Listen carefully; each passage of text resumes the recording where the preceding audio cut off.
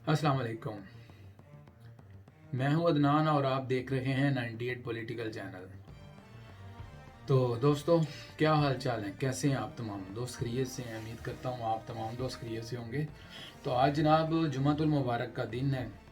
तो कल के दिन आपने देखा कि अमेरिका के इलेक्शन ख़त्म हुए और जो बाइडन जो हैं वो अमेरिका के प्रेसिडेंट जो हैं वो मुंतखब हो गए हैं।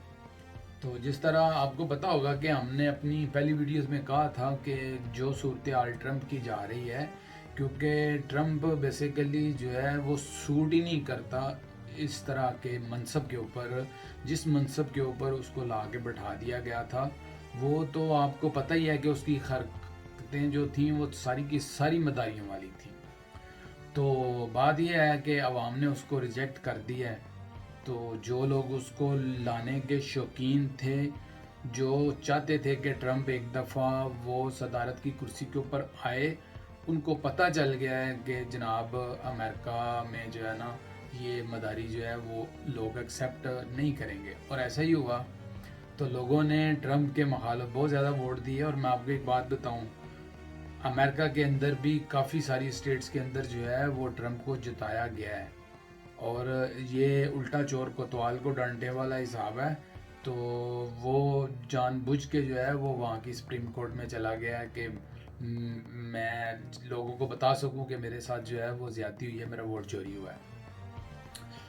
अच्छा, तो जनाब चलिए, अमेरिका का इलेक्शन ख़त्म हुआ। अब आगे इलेक्शन होने जा रहा है, वो है गिलगित बल्तिस्तान का। तो गिलगित बल्तिस्तान जो है वहाँ पे सियासी जो है वो हलचल इस वक्त मची हुई है बहुत। जो है वहाँ पे जो दर्जा हरारत है सियासत का वो बहुत ज़्यादा गर्म है। लेकिन वैसे जो दर्जा हरारत है वो सर्द, वो हरारत नहीं है, वो सर्द है। तो वहाँ पे काफ़ी ज़्यादा गिलगित बल्तिस्तान में सर्दी है। तो जनाब आज मरीम नवाज साहिबा ने वहाँ पे एक जलसा किया है गिलगित बल्तिस्तान में, बहुत अच्छा कामयाब रहा उनका जलसा। तो मैं यार एक चीज़ सोच रहा था कि चले, अपोजिशन है ये सारा कुछ करती है, तो जो कुछ भी होता है वहाँ पे सारी तमाम जमातें जो हैं वो इलेक्शन लड़ रही हैं। तो वहाँ पे लोगों ने जो गुज़श्ता मियाँ नवाज शरीफ के 5 साल थे, उन 5 सालों में वहाँ पे लोगों ने देखा कि गिलगित बल्तिस्तान के अंदर जो है वो लोगों को नौकरियाँ मिली। और अब इन 2 सालों के अंदर वहाँ पे इतनी चेंजिंग आ गई है कि लोग जो हैं वो बेचारे बेरोज़गार हो गए हैं।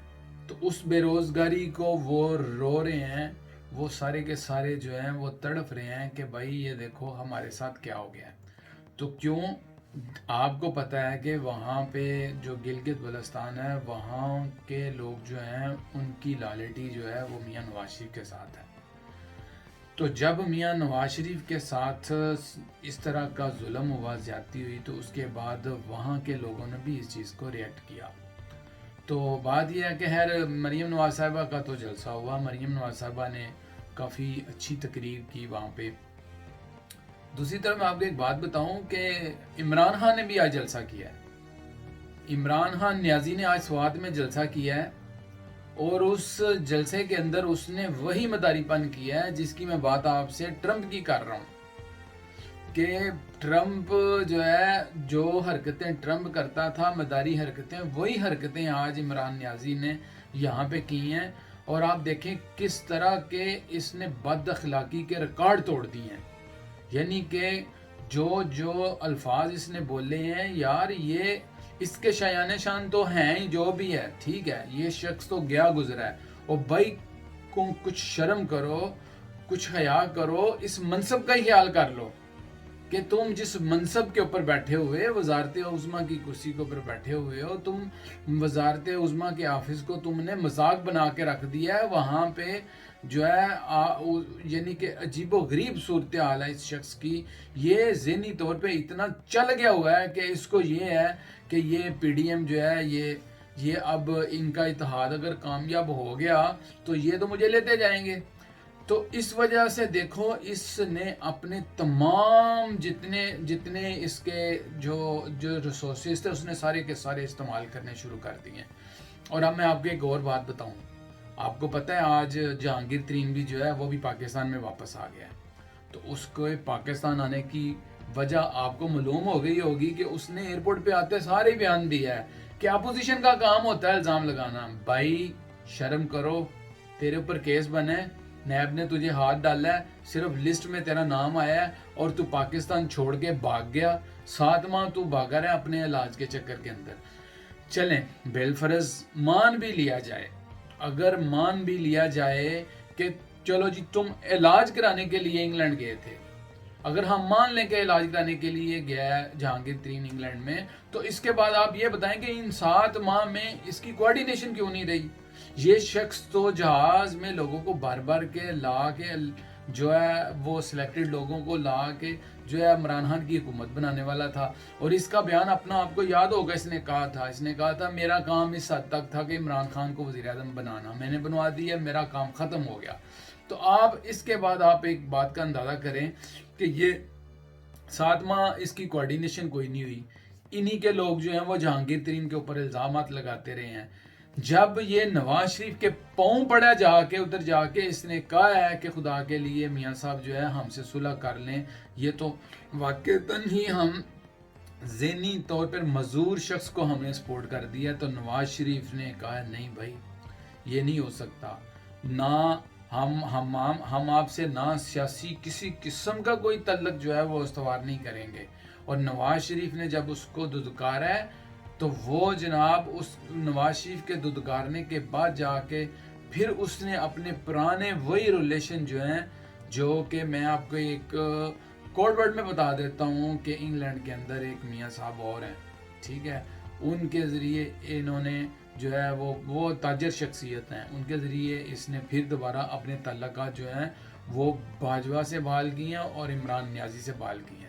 तो अब जनाब 7 माह के बाद आ गया है, तो अब इसके देखिएगा केस भी ख़त्म हो जाएंगे, इसके ऊपर नैब के जो जितने मामला हैं सारे के सारे ख़त्म हो जाएंगे। उसकी वजह क्या है? उसकी 2 वजूहात हैं। उसकी पहली वजह यह है कि आपको पता है गिलगित बल्तिस्तान के इलेक्शन शुरू हो रहे हैं, वहाँ पे न्याजी को फिर मालूमात की ज़रूरत पड़नी है। ये उस न्याजी की बात कर रहा हूँ जो नवाज शरीफ साहब को आज कह रहा था कि तुम पूजा करते हो। और भाई बगैरत तू जो है मियाँ नवाज शरीफ को भगोड़ा कह रहा है। तूने खुद हामिद मीर के प्रोग्राम के अंदर तूने एडमिट किया था, तूने कहा था कि मैं दीवार छलांग कर मैं भाग गया था। और मैं नाजरीन आपको बताऊं ये कब भागा था इमरान नियाजी, ये तब भागा था जब नवाज शरीफ साहब मॉडल टाउन से निकले थे जजों की बहाली के लिए। तो ये उस वक्त छुपा बैठा था और रिकॉर्ड पे बात है, आप हामिद मीर साहब से पूछ सकते हैं कि इसने हामिद मीर ने इनसे कहा कि खान साहब आप लीडर हैं, आपने लीड करना है, को आप इस्लामाबाद के एक तहखाने के अंदर बैठे हुए हैं, आप बाहर निकलें। तो ये आगे से कहता है नहीं मुझे मरवाना है, और भाई मैं बाहर निकलूंगा मैं मारा जाऊंगा। इसको अपनी मौत का इतना डर था कि ये इतना डरता था मौत से, तो ये फिर छलांग लगा के भागा था। भगौड़ा तो ये खुद है और मियाँ नवाज शरीफ साहब को ये बात कहता है। तो एक बात याद रखे, जिस वक्त मियाँ नवाज शरीफ साहब पाकिस्तान आए, अल्लाह पाक उनको सेहत तंदुरुस्ती दे, जिस वक्त मियाँ साहब पाकिस्तान आए तो फिर तुझे पता चलेगा कि हुदम नगरी क्या होती है। तो बात यह है कि जनाब आज इसने इंतहाई गंदे और गलीज अल्फाज जो हैं इसने जाली प्राइम मिनिस्टर ने इस्तेमाल किए हैं, सिलेक्टेड प्राइम मिनिस्टर ने इस्तेमाल किए हैं, जो कि ऑफिस के शायान शान नहीं है और पूरी दुनिया सुनती है कि पाकिस्तान का प्राइम मिनिस्टर जो है वो क्या कह रहा है। तो इस तरह की हरकतें, इनके ड्रामे ये चलते हैं और चलते रहेंगे। लेकिन एक बात याद रखिए, ये सिर्फ गोलियां देने जाता है, ये सिर्फ डोज देने के लिए जाता है। आज स्वात के अंदर सेहत कार्ड का एक और डोज दे के आ गया और लोगों को ख्वाब दिखा के आ गया। ये यार दुनिया का पहला वजीर आजम देखा है कि जो हुकूमत से बाहर था, हुकूमत में आने से पहले भी वादे वईद करता था, लोगों को ख्वाब दिखाता था, और अभी 2 साल से ज्यादा का अरसा गुजर गया, इसको प्राइम मिनिस्टर बने हुए आज भी लोगों को ख्वाब दिखा रहा है, लोगों को बेवकूफ बना रहा है, लोगों को पल्लू बना रहा है। ठीक है। और मैं तो कहता हूँ ये पल्लू आजम है, इसका नाम आज से हम जो है वो रखने जा रहे हैं। इसका नाम न्याजी पल्लू आजम, लोगों को पल्लू बनाता है, बेवकूफ़ बनाता है। इसकी बातों में ना आए, ये मुल्क को बर्बाद कर रहा है, इसने मुल्क की इकानमी तक बर्बाद करके रख दी है। लोगों का कोई पुरसाने हाल नहीं है पाकिस्तान के अंदर, जो हालात इसने कर दिए हैं। और ये फिर वही लोगों को जो है वो इकट्ठा करके जहांगीर तरीन और अपना सेटअप जो है ये सारा, फिर जो ये सिर्फ धोखा देते हैं, ये ड्रामा करते हैं कि देखें हम अपने लोगों का एहतसाब कर रहे हैं। भाई 126 अरब रुपया आपने जो है वो झोंक दिया है पेशावर की मेट्रो बस के ऊपर। वो आए रोज कोई ना कोई बस वहां पे वो उसका सत्यानाश हुआ होता है, उसका एहतसाब कौन करेगा? ठीक है, तुम ड्रामे करते हो। न्याजी ने अपने लोगों को जो अपनी पार्टी से पेशावर से निकाला था केपीके से, वो भी ड्रामा था, और अभी ये एहतसाब के नाम पे ड्रामा करता है। कभी ये चौहान को इधर से उतारता है तो इधर ले जाता है, अभी ये फरदोश अशरगवान को फिर ले आया। ये ड्रामे इनके मदारी चलती रहेगी।